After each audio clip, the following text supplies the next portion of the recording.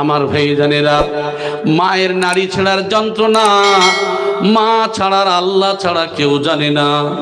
মায়ের গর্ভে সন্তান তুমি যখন আসলে, একদিন নয়, 2 দিন নয়, 9 মাস 10 দিন, 10 মাসের 10, 9 মাসের 10 দিন, 10 মাস 10 দিন যে মায়ের গর্ভে তুমি ছিলে, ওই প্রসবের যন্ত্রণা কখন লাথি দিয়েছো, কখন হাত চালিয়েছো, কখন পা চালিয়েছো। তোমার মায়ের পেটে পেন শুরু হওয়ার কারণে মা খেতে পারে নাই, বসতে পারে নাই, একবার দাঁড়ায় একবার বসে। ওই জনম দুঃখিনী মা এত দিনের মধ্যে তোমাকে বহন করে দুনিয়ার মুখ দেখিয়েছে, সেই মার প্রতি আমরা চরম বেয়াদবি করি। ও ভাই জানেরা, একবার কি মনে নাই আপনার সন্তান যখন হয়, ওই সন্তানকে আপনি কত মহব্বত করেন, কতবার যে মুখে চুম্বন দেন, কত মহব্বত করেন আমার ভাই জানেরা। তাহলে যদি তাই হয়, আজকের কি আপনার মনে নাই ঠিক আপনার মা, আপনার বাপ ওই রূপ আপনার মহব্বত করে মুখে চুম্বন দিয়েছিল? পৃথিবীতে যদি 1 নম্বর পীর হয়, সেটা হলো তোমার মা আর তোমার বাপ। জোরে বলেন সুবহানাল্লাহ। বলা হয়েছে যদি কেউ পিতা মাতার মহব্বত করে, ভালোবাসে, আল্লাহর নবী বললেন হুমা জান্নাতুকা ওয়া নারুকা, তোমার বাড়িতে 2টা জান্নাত, না হলে 2টা জাহান্নাম। 2টা জান্নাত হলো তোমার মা আর তোমার বাপ, 2টা জাহান্নাম হলো তোমার মা আর তোমার বাপ। যদি জান্নাত যদি খুশি করতে হয়, তোমার মা বাপকে খুশি করবে, তোমার জন্য জান্নাত ওয়াজিব হয়ে যাবে।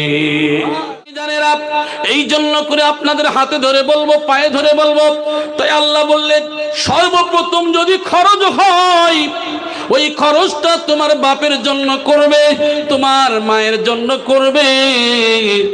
মান আহাকুন নাস বিহুসনি সুহবাতি ক্বালা উম্মুকা সুম্মা উম্মুকা সুম্মা উম্মুকা সুম্মা আবুকা সুম্মা আদনাকা আদনাকা।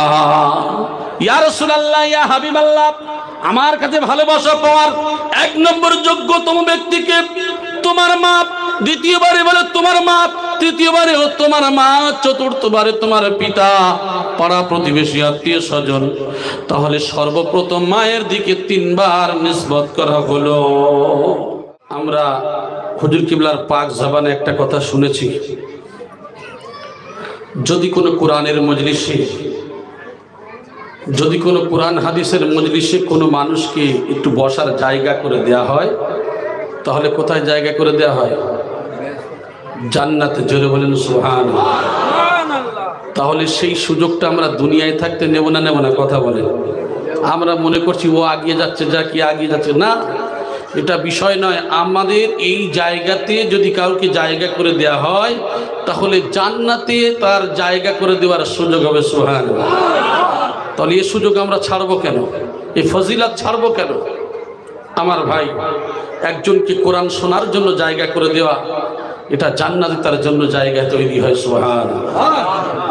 তো যাই হোক, আজকে আমার আলোচনার বিষয় হলো এতিম প্রতিবেশী। আমি কোরআনে কারীম থেকে যে আয়াতে কারিমা পাঠ করেছি, সূরা নিসার 36 নম্বর আয়াত থেকে, আল্লাহ পাক রব্বুল আলামিন যদি তৌফিক দান করেন কিছু কথা আলোচনা রাখবো ইনশাআল্লাহ। ভাই আমার, প্রতিবেশী আত্মীয় হোক আর অনাত্মীয় হোক, নিজের আত্মীয় স্বজনের মধ্যে হোক আর নাই হোক,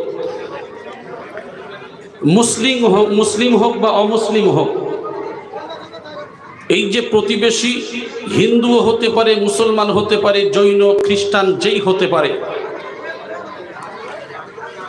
আপনার আমার সাধ্য অনুযায়ী তার পাশে থাকা,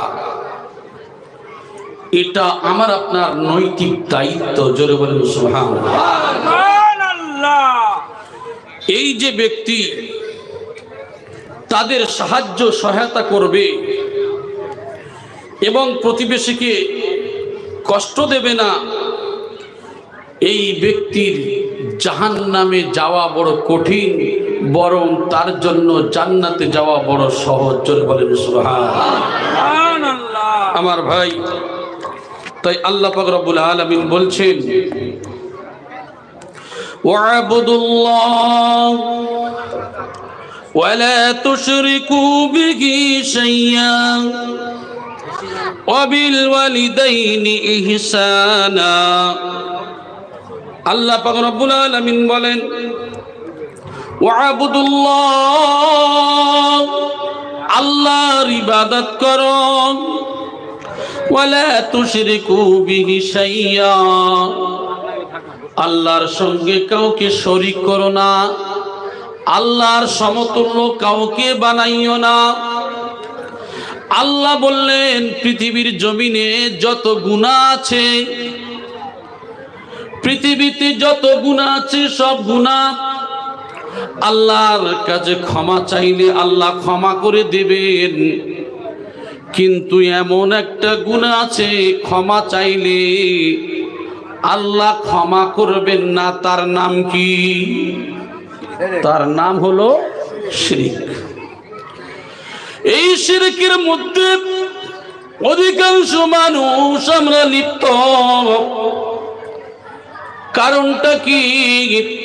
অধিকাংশ মানুষ আমরা শিরকের মধ্যে পতিত হয়েছি। বিশেষ করে আমার মা বোনেরা এই শিরকের মধ্যে সব থেকে বেশি লিপ্ত। আমার ভাইজানেরা দেখবেন যদি কারোর বাচ্চা না হয়, এখান থেকে ঘুটিয়ারি শরীফ বলেন আর আজমির শরীফ বলেন, বিভিন্ন জায়গায় গিয়ে তারা কি করে, বিভিন্ন ভাবে মানত করে। যে মানতটা আল্লাহর উপরে ন্যস্ত না করে নিজেরা পীর সাহেবদের কাছে বাচ্চা চায়।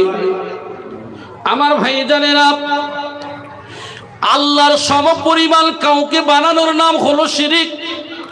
এই শিরক যদি কেউ করে, আল্লাহ বলে বান্দা আমি সব গুনাহ, পাহাড় পরিমাণ গুনাহ, এই জমিন থেকে নিয়ে আসমান পর্যন্ত যত গুনাহ আছে আমি সব মাফ করে দিই, কিন্তু শিরকের গুনাহ আমি আল্লাহ মাফ করি না। তাই আল্লাহ বললেন ওয়ালা তুশরিকু বিহি শাইয়্যা, তোমরা কোনো কিছুকে আমার সঙ্গে শরীক করো না, আমার সমতুল্য কিছুই বানাইও না। ওয়া বিল ওয়ালিদাইনি ইহসানা, তোমরা পিতা মাতার প্রতি সৎ ব্যবহার করো। পিতা মাতার প্রতি যদি কেউ অসৎ ব্যবহার করে, এটাই হলো গুনাহে কবিরা। আমার ভাইজানেরা, পিতা মাতার প্রতি সৎ ব্যবহারের কথা আমার আল্লাহ জানিয়ে দিলেন। বর্তমান জামানায় আমরা পিতা মাতার প্রতি সৎ ব্যবহার করি না, আছে না নাই? কারণ পিতা মাতা যাদের আছে এখনো পর্যন্ত এমন আছে যে সন্তান পিতা মাতার অধিক পরিমাণে ভালোবাসতো। যখন সে বিবাহ করলো, বিবাহের পরে এমন পরিস্থিতির মধ্যে চলে আসলো, দেখা যায় বাপ মায়ের সঙ্গে ঝগড়া বিবাদ, কোনো কথা নাই, বার্তা নাই, আছে না নাই? ও ভাইজানেরা, আপনি যত বড় নামাজি হন, যত বড় পরেজগার হন, যত বড় আল্লাহওয়ালা বুজুর্গই দেখান না কেন, আপনার জীবনে যত বড় কাজ করেন না কেন, আপনি যদি স্বয়ং কাবা শরীফে যান, যদি হজ করতে যান, যত বড় হাজি হন না কেন, ছেড়ে রেখে দেন আপনার পিতা মাতা আপনার প্রতি যদি না খুশি থাকে, আপনার পিতা মাতা আপনার জন্য যদি কষ্ট পায়, জীবনের সব আমলগুলি বরবাদ হয়ে যাবে। ও ভাইজানেরা, অবিদিল কুরবা ওয়াল ইয়াতামা ওয়াল মাসাকিন, আর কি করো, তোমরা নিকট আত্মীয় ওই ইতিম মিসকিন যারা আছে তাদের সাথে ভালো ব্যবহার করো। যারা ইতিম আছে, মিসকিন আছে, অসহায়, এদের সঙ্গে ভালো ব্যবহার করো। এছাড়াও বলা হলো এক শ্রেণীর মানুষেরা যারা আছে পৃথিবীর জমিনে, যদি বাপ মারা যায়, মা মারা যায়, আমাদের সমাজে চাচা চাচি বা অন্যান্য যদি কেউ পাড়া প্রতিবেশী থাকে, দেখবেন তার হককে মেরে দেয়, দেখবেন এমন কাজ করে জীবনে খোঁজ খবরও নেয় না, আছে না নাই? আমার ভাই জানেন, এই জন্য করে এতিম মিসকিন নিকটাত্মীয় যারা আছে তাদের সঙ্গে ভালো ব্যবহার করতে হবে। এবং নিকট আত্মীয়, দূরবর্তী আত্মীয় যদি থাকে, সহকর্মী যদি থাকে, তাদের সঙ্গে ভালো ব্যবহার করতে হবে। এক অফিসে চাকরি করে, এক কোম্পানিতে কাজ করে, এমন মানুষের মধ্যে হিংসা ঢুকে গেছে। দেখা যায় এক ভাই আর এক ভাইয়ের প্রতি হিংসা আছে না নাই? একই বন্ধু, দুইজন লেদার কমপ্লেক্সে কাজে গেছে। লেদার কমপ্লেক্সে কাজে যাওয়ার পরে দরুদ শরীফ পড়েন, আল্লাহুম্মা সাল্লি ওয়া সাল্লিম ওয়া বারিক আলা আবদিকা রাসূলিল কারীম রাহমাতাল লিল আলামিন শাফিউল মুজনাবিন সাইয়্যিদিনা মাওলানা ওয়া নাবিয়্যিনা মুহাম্মাদিন ওয়া আলিহি ওয়া আহলি বাইতিহি ওয়া আওলাদিহি ওয়া যুররিয়্যাতিহি ওয়া আজওয়াজিহি ওয়া সাহবিহি ওয়া আউলিয়াইহি ওয়া উম্মতিহি আজমাইন কামা সাল্লাইতা ওয়া সাল্লামতা ওয়া বারাকতা রাহিমতা আলা সাইয়্যিদিনা ইব্রাহিম ওয়া আলা আলি সাইয়্যিদিনা ইব্রাহিম ইন্নাকা হামিদুম মাজিদ। আমার ভাই জানেরা, এই যে একই কলিগ একসঙ্গেই কাজ করে বিভিন্ন কোম্পানিতে, আমার ভাই এমন মানুষ যাদের মধ্যে হিংসা বিদ্বেষ, একে অপরের সঙ্গে এমন ঝগড়া। বিশেষ করে আপনাদের কাছাকাছি লেদার কমপ্লেক্সে কাজে গেছে, এক জায়গায় দুইজন কাজ করে, একই পাড়ার ছেলে, কিন্তু হিংসা একে অপরের প্রতি আছে না নাই? কথা বলেন। যদি কাজ করে 20,000 টাকা মাইনা, 10,000 টাকা মাইনা, বলে তুই 10 মিনিট আগে কেন আসলি, পরে কেন আসলি? বা কোম্পানির কাছে একজন ভালো হয়, আর একজনের নামে মিথ্যা করে তার কাজ ছাড়িয়ে দেয়, পেটে লাথি মারে, আছে না নাই? কথা বলেন। শুধু এই ক্ষেত্রেই নয়, ব্যবসা বাণিজ্য কাজ কারবার সর্বদিক থেকে জেনে রেখে দেন, আপনার সহকর্মীর সঙ্গে ভালোবাসা মহাব্বত রাখতে হবে। আমার আল্লাহ পাক রব্বুল আলামিন তিনি জানিয়ে দিয়েছে। শুধু তাই নয়, রাস্তার যে পথিক রয়েছে, এই পথিক যারা আছে তাদের সঙ্গে ভালো ব্যবহার করতে হবে। নিজের বাড়ির দাস দাসী যারা আছে তাদের সঙ্গে ভালো ব্যবহার করতে হবে। আজকে রাস্তার পথিক যদি পড়ে থাকে, ক্ষুধার্ত, বড় অসহায়, এমন পাগল পাগলি দেখার পরে ক্ষুধার্ত যদি আপনার কাছে চায়, আপনি না দেখার ভান করে সেখান থেকে চলে যান, অথচ সেই মানুষটা বড় অসহায়, ক্ষুধার যন্ত্রণায় আপনার কাছে চেয়েছে। পকেটে থাকার পরেও দেন না, খাদ্য আপনার কাছে থাকার পরেও দেন না। এমন মানুষ আছে, একবার কি আপনার ব্রেন দিয়ে আকেল দিয়ে চিন্তা করেন নাই? ওই পাগল যদি আপনি হতেন, আমি হতাম। আল্লাহ তো আমাদের আকেলমন্দ করেছেন, আমাদের জ্ঞানী করেছেন, বিবেক বুদ্ধি ঠিকই রেখেছেন, কিন্তু ওই মানুষটা আমার মতো মানুষ, কিন্তু আজকে তার ব্রেনের সমস্যা হওয়ার কারণে রাস্তায় পড়ে রয়েছে, বা রাস্তায় এমন পথিক যে কষ্টের মধ্যে রয়েছে। আপনি গাড়ি নিয়ে যাচ্ছেন, একটা মানুষ বিপদে পড়েছে, আপনার কাছে সাহায্য চেয়েছে, কিন্তু আপনি কি করলেন? তার দিকে তাকানোর পরেও না তাকানোর ভান করে চলে গেলে।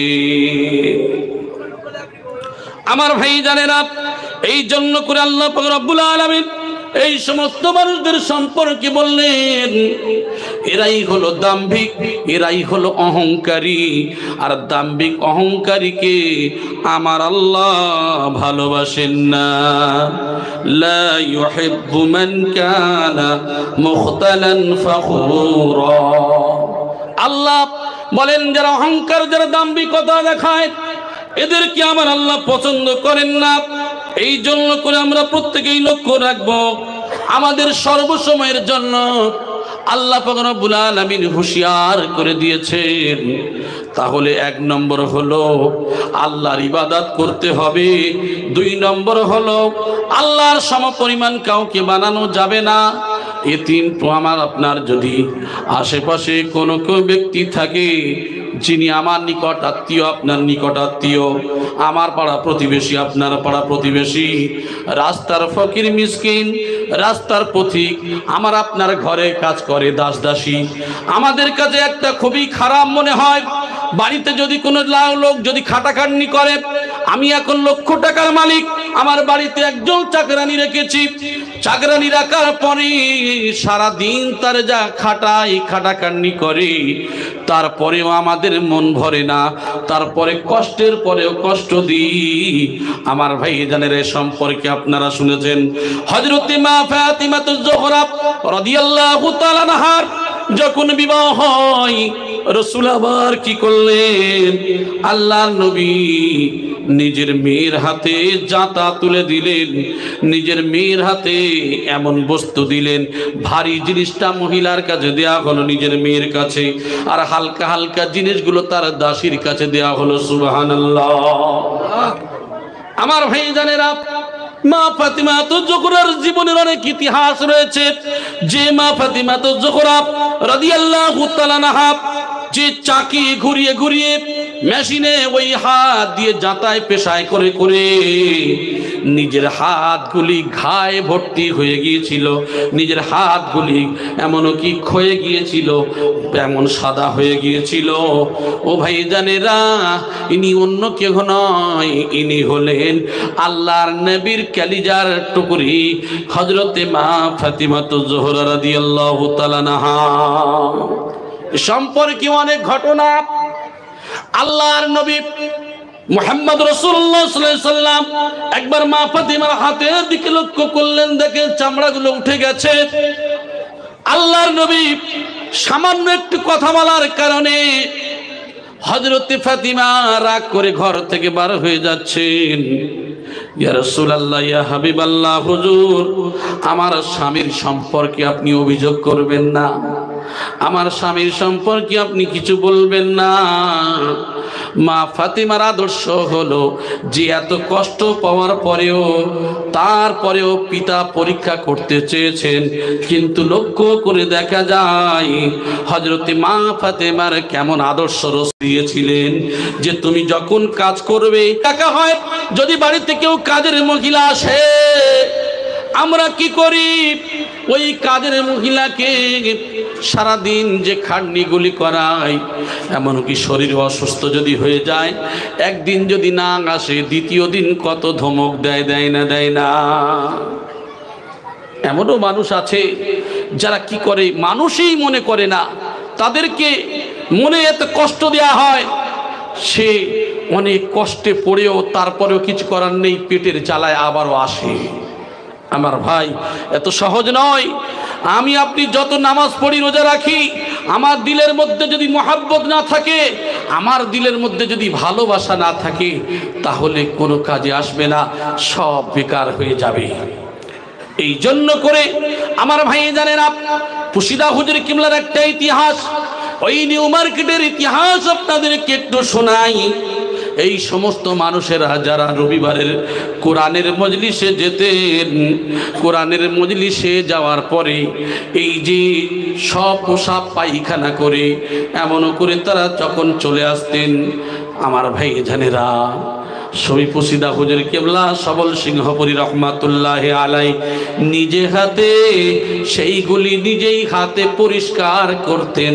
আর একটু জোরে বলেন সুবহানাল্লাহ।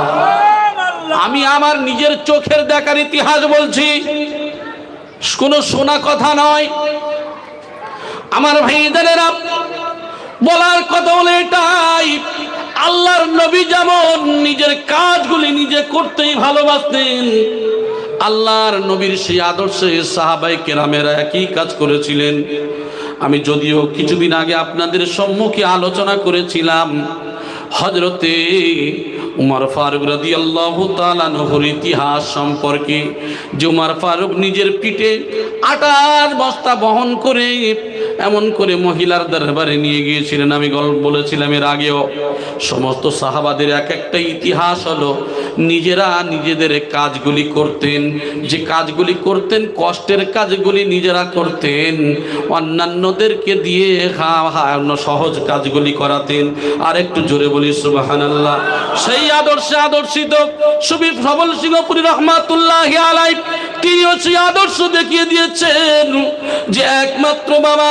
এই সমস্ত সাধারণ মানুষ কিছু বোঝে না, জানে না, আমরা তো কিছু বুঝি না, জানি না।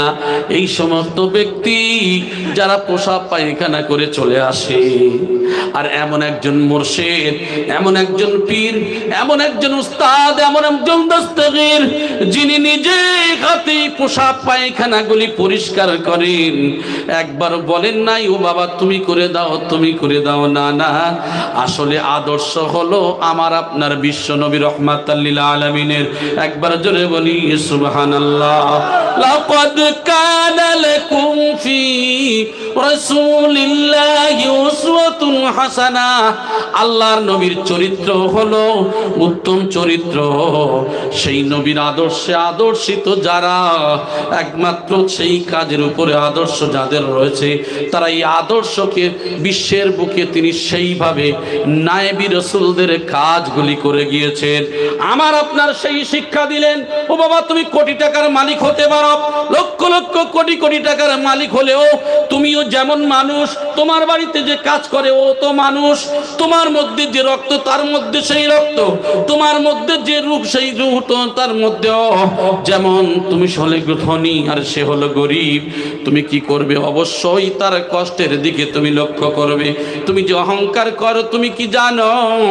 কুলিল্লাহুম্মা মালিকাল মুলকি তুতিল মুলকা মান তাশা ওয়া তানজিউল মুলকা মিম্মান তাশা ওয়া তুইজ্জু মান তাশা ওয়া তুযিল্লু মান তাশা।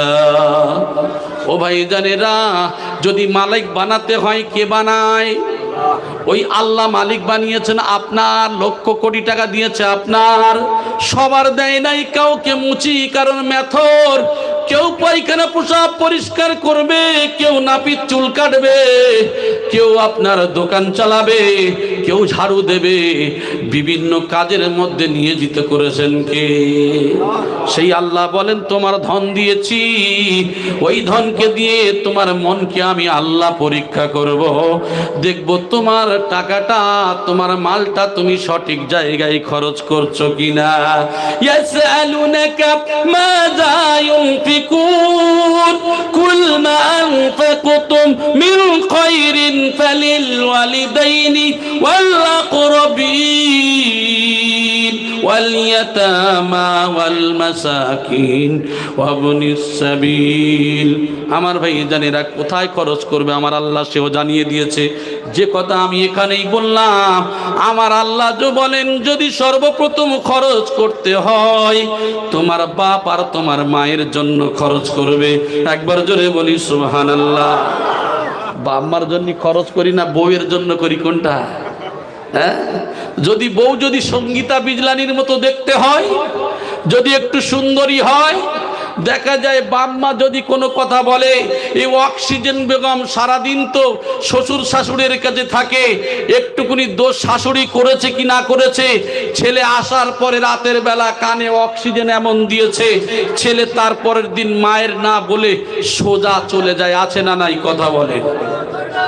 দরুদ শরীফ পড়েন আল্লাহুম্মা।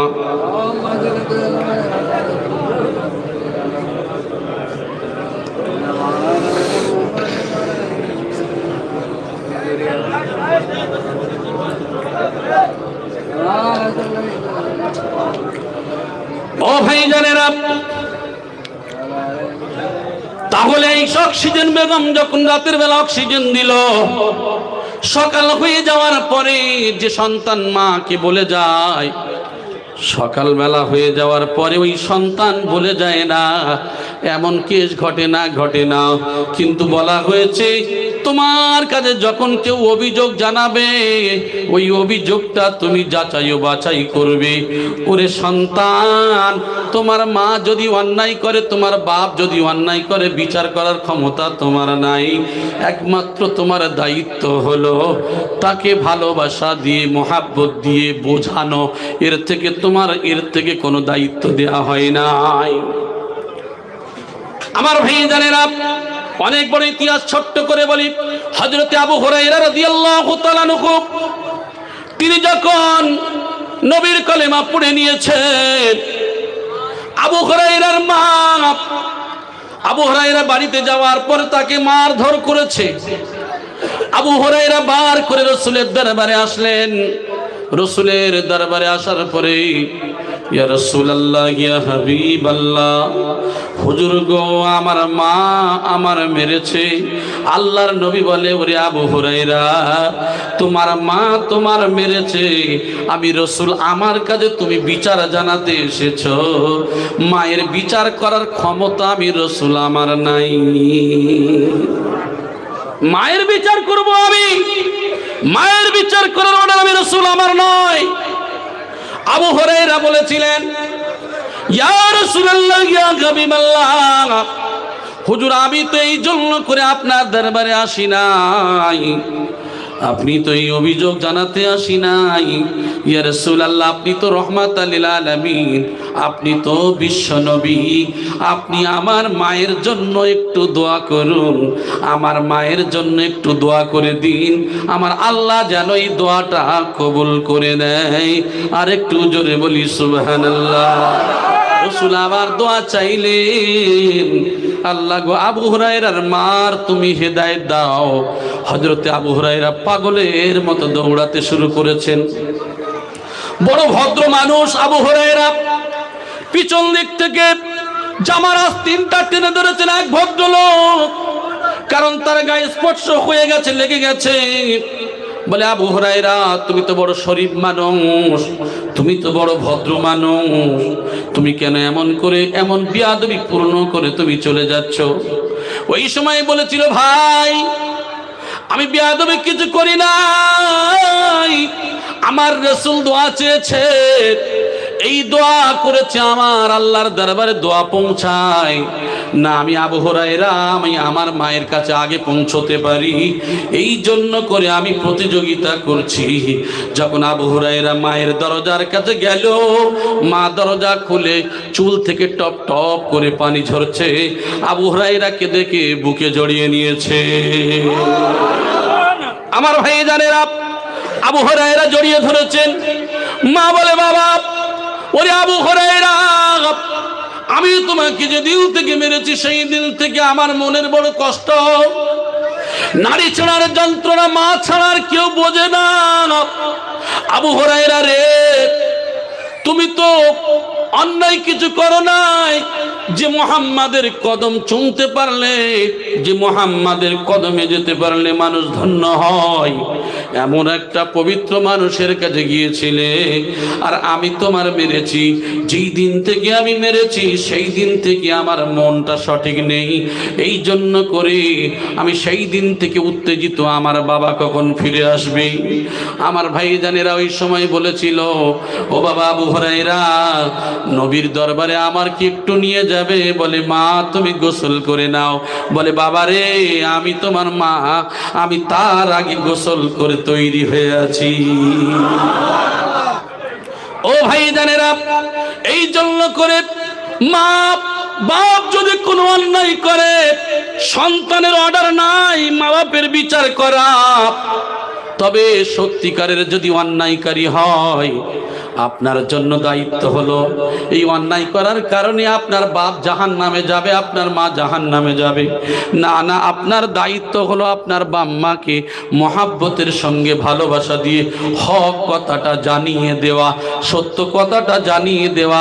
হেদায়েতের মালিক হলেন আমার আল্লাহ। ও ভাই জানেরা, এই জন্য করে আপনাদের হাতে ধরে বলবো, পায়ে ধরে বলবো, তাই আল্লাহ বললেন, সর্বপ্রথম যদি খরচ হয়, ওই খরচটা তোমার বাপের জন্য করবে, তোমার মায়ের জন্য করবে।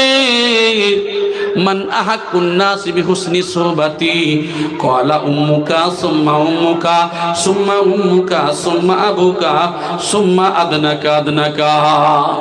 ইয়া রাসূলুল্লাহ, ইয়া হাবিবাল্লাহ, আমার কাছে ভালোবাসা পাওয়ার এক নম্বর যোগ্যতম ব্যক্তিকে তোমার মা, দ্বিতীয়বারে বলে তোমার মা, তৃতীয়বারেও তোমার মা, চতুর্থবারে তোমার পিতা, পাড়া প্রতিবেশী, আত্মীয় স্বজন।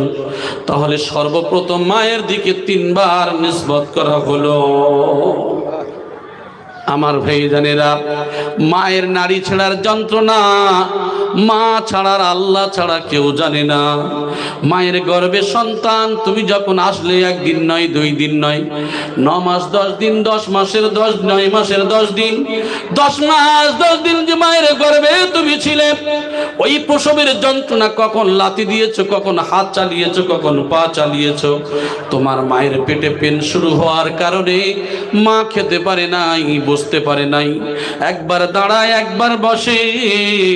ওই জনম দুঃখিনী মা এত দিনের মধ্যে তোমাকে বহন করে দুনিয়ার মুখ দেখিয়েছে, সেই মার প্রতি আমরা চরম বেয়াদবি করি। ও ভাই জানেরা, একবার কি মনে নাই আপনার সন্তান যখন হয়, ওই সন্তানকে আপনি কত মহব্বত করেন, কতবার যে মুখে চুম্বন দেন, কত মহব্বত করেন আমার ভাই জানেরা। তাহলে যদি তাই হয়, আজকের কি আপনার মনে নাই ঠিক আপনার মা, আপনার বাপ ওই রূপ আপনার মহব্বত করে মুখে চুম্বন দিয়েছিল? আপনার কি মনে নাই? আপনার কি হুঁশ নাই? এই জন্য করে আমাদের বর্তমান গদ্দিন হোসেন হুজুর কিবলা দামাত বরকাতুহু মাদ্দাতুল আলিয়া, তিনি পিতা মাতার খেদমত সম্পর্কে প্রায় রবিবার একই বয়ান করেন। কারণ পৃথিবীতে যদি 1 নম্বর পীর হয়, সেটা হলো তোমার মা আর তোমার বাপ। জোরে বলেন সুবহানাল্লাহ।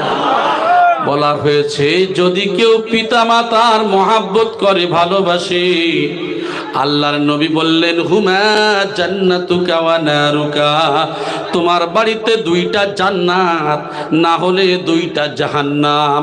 2টা জান্নাত হলো তোমার মা আর তোমার বাপ, 2টা জাহান্নাম হলো তোমার মা আর তোমার বাপ। যদি জান্নাত যদি খুশি করতে হয়, তোমার মা বাপকে খুশি করবে, তোমার জন্য জান্নাত ওয়াজিব হয়ে যাবে। আমার ভাই জানেরা, এই জন্য করে পিতা মাতার খেদমত করতে হবে। কোরআনের মধ্যে বহু জায়গায় উল্লেখ করা হয়েছে, ওয়ালা তাকুল্লাহুমা উফিন ওয়ালা তানহারহুমা ওয়া কুল্লাহুমা কাওলান কারীমা। আমার ভাই জানেরা, এমন করে চোখ মোটা করে, চোখ বড় করে কথা বলো না, যে কথার দ্বারা একটু শব্দ পর্যন্ত করে, এর দ্বারা যদি কষ্ট পায়, ওরে সলিমউদ্দিন, একবার তোমার জীবনের যত ইবাদত করেছো সব বরবাদ হয়ে যাবে। এই জন্য করে আল্লাহ কোরআনের মধ্যে অনেক ঘোষণা, অনেক বর্ণনা দিয়েছেন পিতা মাতার সম্পর্কের উপরে, পিতা মাতার খেদমতের উপরে। আমার ভাই জানেরা, হাদিসের মধ্যে উল্লেখ করা হয়েছে কোন ব্যক্তি মুমিন, কোন ব্যক্তি প্রকৃত মুমিন। মুমিনের অনেক ডেফিনেশন রয়েছে। আমি যে লাইনটা দিয়ে বলতে চাই আপনাদের বোঝাই। হাদিসের মধ্যে উল্লেখ করা হয়েছে আবি হুরায়রা রাদিয়াল্লাহু তাআলা আনহু আন্না রাসূলুল্লাহ সাল্লাল্লাহু আলাইহি ওয়াসাল্লাম ওয়াল্লাহি লা ইউমিনু ওয়াল্লাহি লা ইউমিনু ওয়াল্লাহি লা ইউমিনু, আল্লাহর কসম করে বলছে, আল্লাহর কসম সে মুমিন নয়, আল্লাহর কসম সে মুমিন নয়, আল্লাহর কসম সে মুমিন নয়। তাহলে যদি রাসূল এইভাবে কসম করেন, এই কসমের দামটা কত কঠিন একবার ভেবে দেখেন। কোন ব্যক্তি মুমিন নয়? ওই ব্যক্তি মুমিন নয় কে? বলা হয়েছে কলু, তারা বললেন ওয়া মা যাকা ইয়া রাসূলুল্লাহ, হে আল্লাহর রাসূল, কারা মুমিন নয়, কারা মুমিন নয়, হে আল্লাহর রাসূল আপনি বলুন। আল্লাহর নবী আল্লাহর নবী বললেন আল জারু লা ইয়ামানু জারুহু বাওয়াইকা। বলা হয়েছে কে সেই ব্যক্তি? আল্লাহর নবী বললেন যে ওই ব্যক্তি হলো যার দ্বারা তার প্রতিবেশী নিরাপদ নয়, তার পাড়া প্রতিবেশী নিরাপদ নয়। আমাদের সমাজে এমন আছে, আমি ধনী মানুষ, আমার বড় ভাই, আমার ছোট ভাই গরিব, চিনতেই পারি না, ভাই ভাইয়ের দিকে লক্ষ্য করি না, তাকাই না, ভাই কি খায় না খায় এদিকে কোনো ভ্রুক্ষেপ করি নাই। পাড়া প্রতিবেশী সেই মানুষটা বড় অসহায়। আমরা জানি রমজান মাস এসেছে, এর 50 রকম ইফতার দিয়ে রোজা রাখে, রোজা করলে আর তার বাড়িতেও পানি জোটে না, এমনও মানুষ আছে না নাই? কথা বলে অনেকে বলে পানি জোটে না, পানি জোটে, কিন্তু আসল যে ইফতার অনেকেই দেখবেন এত ইফতার যে খেয়ে শেষ করতে পারে না। আর এমন মানুষ আছে যার বাড়িতে ইফতার ঠিক মতো জোটেও না, আছে না নাই? আমরা কি করি? আমরা তার দিকে তাকাই না, ভ্রুক্ষেপ করি না। ও ভাই জানেরা, তাই বলা হলো ওই ব্যক্তি মুমিন নয়, আল্লাহর কসম ওই ব্যক্তি মুমিন নয়, ওই ব্যক্তি মুমিন নয়। কোন ব্যক্তি? সেই ব্যক্তি হলো লা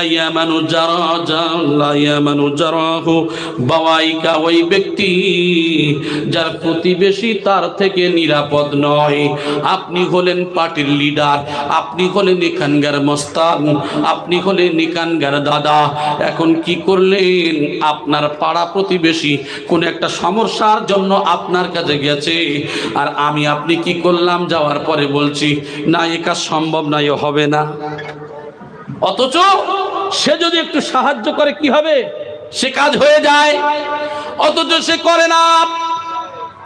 আমি যদি ওর আগে আলোচনা করেছিলাম, আপনাদের সাক্ষারে এই কথাই বলেছিলাম, 7 শ্রেণীর মানুষ আল্লাহর আরশের ছায়া পাবে।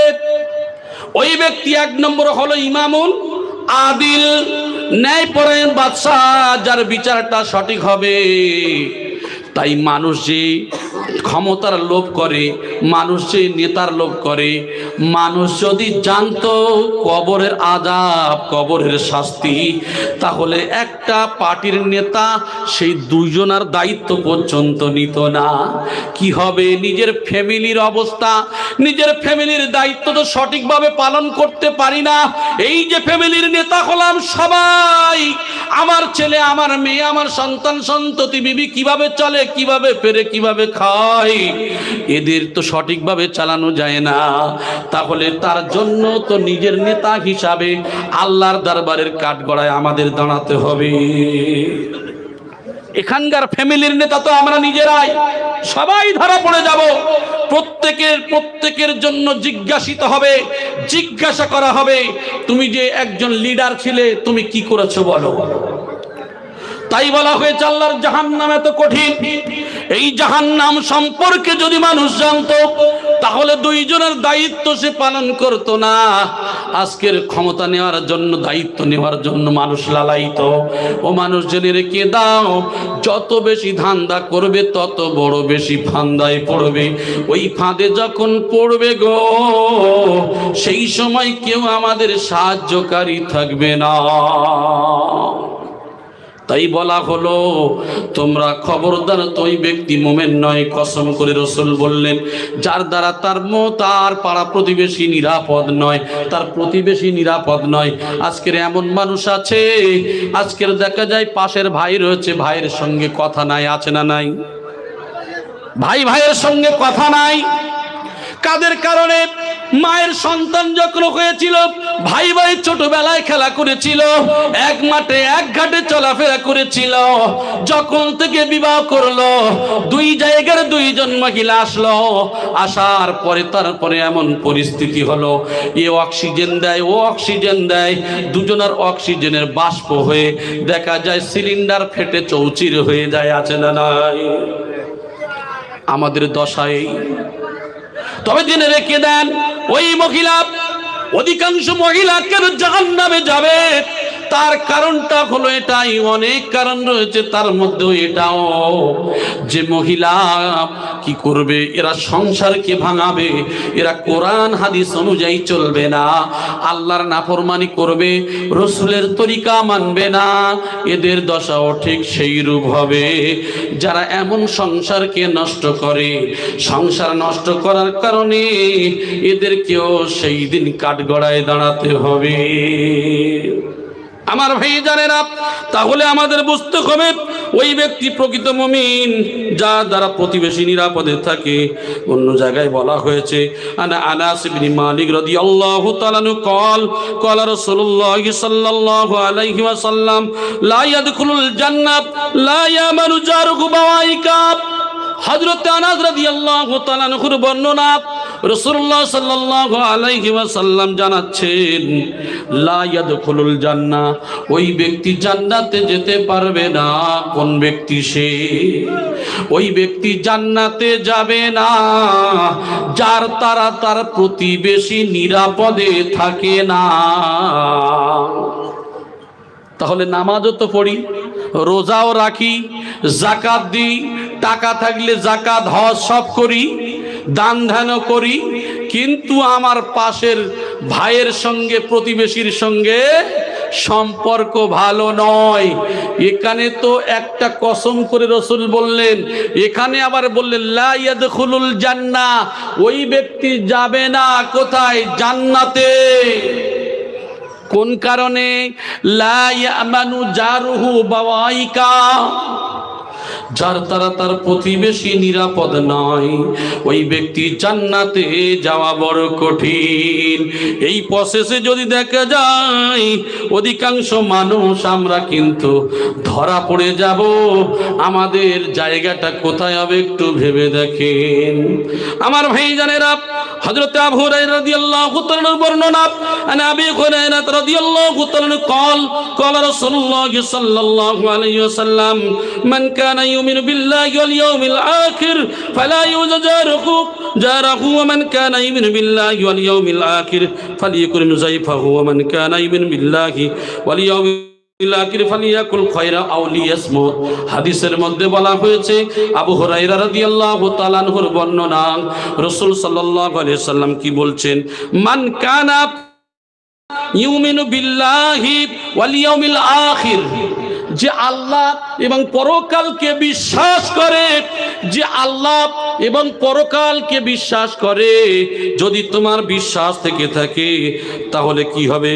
ফালা ইউজা জারহু, তাহলে তোমার প্রতিবেশী, তোমার যে প্রতিবেশী রয়েছে তার সঙ্গে কেমন ব্যবহার করবে? কেমন ব্যবহার করবে? আপন প্রতিবেশী যারা আছে তাদের সঙ্গে ব্যবহার খারাপ হবে না ভালো হবে? ভালো করতে হবে। তাহলে আল্লাহর প্রতি, পরকালের প্রতি যদি তোমার বিশ্বাস থাকে, তুমি যদি মুমিন হও গো, তাহলে মুমিন ব্যক্তি কোনোদিন এই কাজ করতে পারে না। তাহলে তার সম্পর্ক রাখতে হবে কার সঙ্গে? একমাত্র পাড়া প্রতিবেশীর সঙ্গে মহব্বত রাখতে হবে। আমার ভাই জানেরা, আরেকটু কথা আপনাদের শুনিয়ে দিই।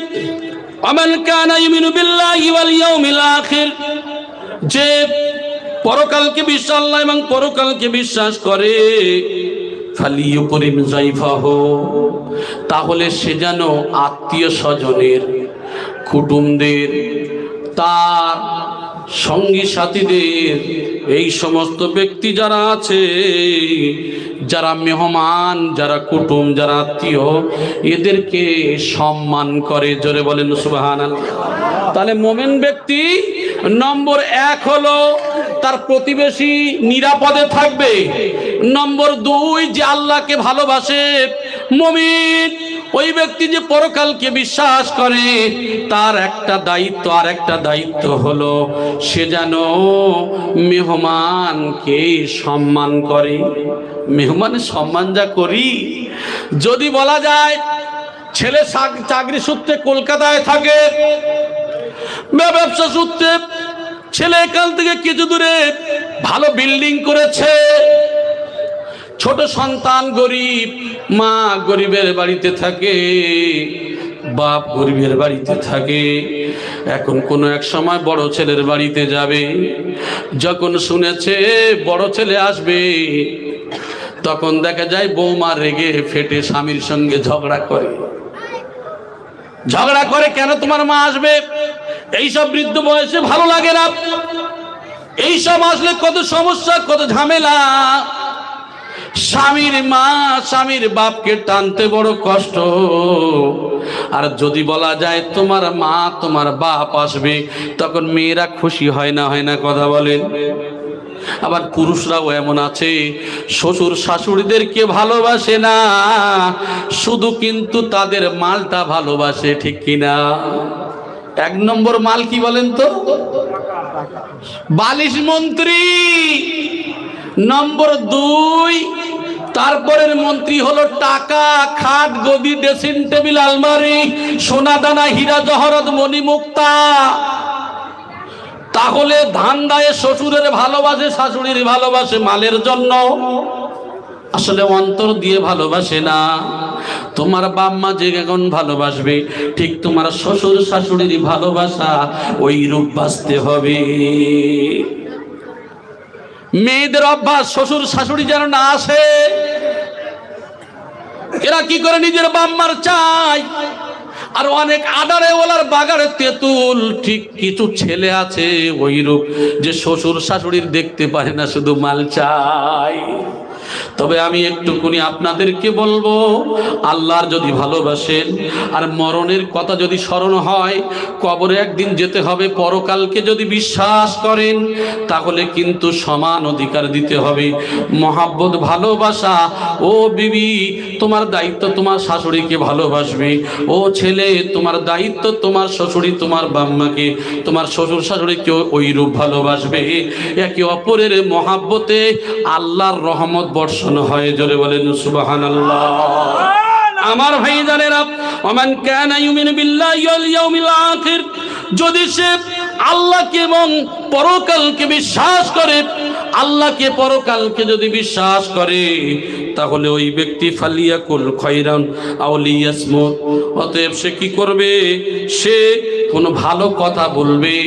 ভালো কথা যদি না বলতে পারে, অন্তত পক্ষে যেন সে চুপ থাকে। আমরা কি করি? ভালো কথা বলি না, লোকের খারাপ কথা বলি। আমরা ভালো কথা বলতে জানি না, আমরা মানুষের সবসময় খারাপটাই বলতে থাকি। মানুষের ভালো পরামর্শ দিতে হবে, মানুষের জন্য দোয়া করতে হবে। মানুষকে খারাপ কাজের আদেশ দেওয়া যাবে না, খারাপ কথা বলা যাবে না। একবার দরুদ শরীফ পড়েন, আপনাদের খবর খারাপ। দরুদ শরীফ পড়েন, আল্লাহুম্মা।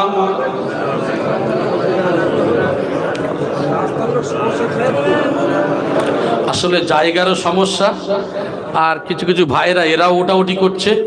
এই কম বয়সী ছেলেরা এরা উঠছে কেন? পেশাবের গন্ডগোল আছে নাকি? হ্যাঁ, এই বয়স্ক বাবাজিরা এরা তো বসে আছে, এরা ডায়াবেটিস তো এনাদের ধরেছে, কিন্তু ছেলেদের ডায়াবেটিস ধরে নিয়েছে। আসলে ফোন থেকে থেকে সর্বনাশ করে ফেলেছে, বুঝতে পেরেছেন? আমার ভাই, এই সামান্য 2-3 ঘন্টার মজলিস একটু চেপে বসতে হবে। এই মজলিসে একটু মহাব্বত করে যদি বসে যদি শোনা যায়, এটাই হয়তো নাজাতের ওসিলা হতে পারে। একবার জোরে বলেন সুবহানাল্লাহ।